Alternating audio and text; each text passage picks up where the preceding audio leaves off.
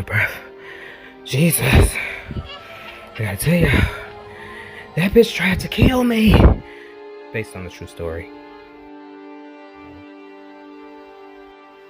Monday, January 9th. I open my eyes in near complete darkness. The reliable illumination creeps from the bathroom across the hallway, a pale yellow seeping through the cracked doorway of the bedroom which I share with my younger brother Reggie and Aunt Kathy. Out of habit, I roll over and peer from my perch on the top bunk down to the digital clock on top of the makeshift TV stand. It reads 12:34 a.m. in neon red. Always a magical time to me. Granted, the anticipated magic never happens outside of my head. Still, the arrangement of the numbers 1, 2, 3, 4 is akin to the aligning of the stars and planets in my 12-year-old universe. I turn back towards the wall with the intention of fully reclaiming the restful sleep threatening to elude me. That is when I first noticed her. For the rest of my life, I would always describe what I saw as her. The vision is too familiar. Though I'd never seen it before, and never would after this week, the substance too concrete for an impersonable it. Upon first glance, I assume that the shadow on the wall at the foot of my bed is that of my mother standing in the doorway. I glance over my shoulder, expecting her to ask, "Are you still awake?" But Mom's not there. Looking back to the wall, the shadow remains. A figure with feminine curves, standing with an air of authority, her hands on her hips. There's no way I can fall back to sleep now that my mind is preoccupied with this mystery. I sit up to get a better look at the door. Now I'm certain that there isn't anyone there. Logically, I assume that the various hats and coats on the post of the bed are creating the shadow.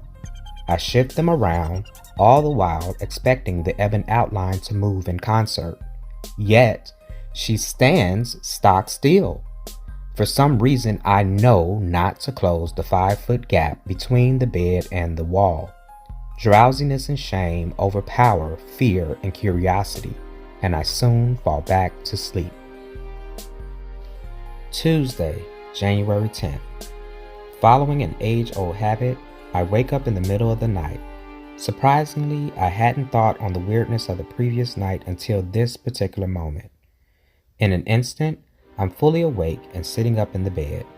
I look to the wall and there she is, fulfilling an unknown expectation. Okay, this is just crazy, I think to myself. I lean over the bed rail to see that Kathy is fast asleep on the trundle bed. Reggie is snoring like a hibernating bear in the bunk below me as usual. My eyes move upward towards the chain light switch just within arm's reach of my bed. I notice the time on the clock. 12:34 a.m. I pull on the chain, flooding the room with light. Of course, the shadow is gone. Not wanting to disturb my roommates, I quickly pull it again. The room returns to the semi-darkness of before. She returns as well.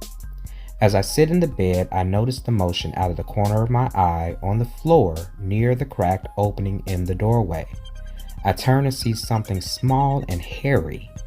After a moment, it passes through the door itself as easily as it would pass through the fully unobstructed doorway. My mind instantly conjures the image of one of our 2 fluffy Parisian house cats, but passing through the solid door? Then I recall that both cats should be on the enclosed porch, barred from the house by the locked back door. I quickly turn the light on again to discover that my sleeping aunt is indeed alone on the floor. I turn the light off again. She is at her post on the wall. The hairy creature is gone. Sleepiness returns. I lay back down, somewhat unnerved, but almost instantly fall back to sleep. Wednesday, January 11th. Tonight I'm snapped into full alertness, having thought on the events of the previous 2 nights all day, even expecting something tonight. And there she is again. In one continuous motion, I sit up looking to the clock. 12:34 a.m. Looking to the cracked doorway, my gaze is drawn downward to see what I know is my 18-month-old sister passing through the door in the same manner as the hairy creature from the night before.